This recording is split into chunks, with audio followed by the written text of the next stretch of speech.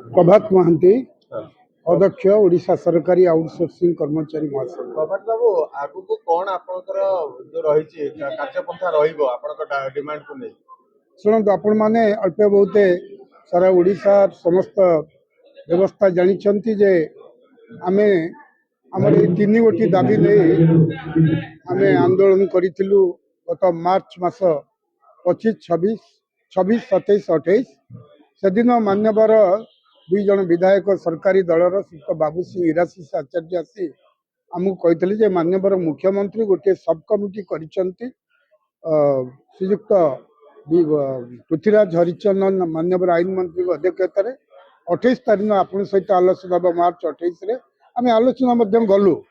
एवं आलोचन मान्यवर आईन विभाग मान्यवर मंत्री कहले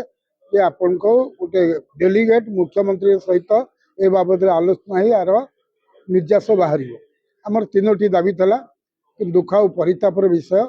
आम सहित मान्यवर मुख्यमंत्री आलोचना दूर कथा अधिकंतु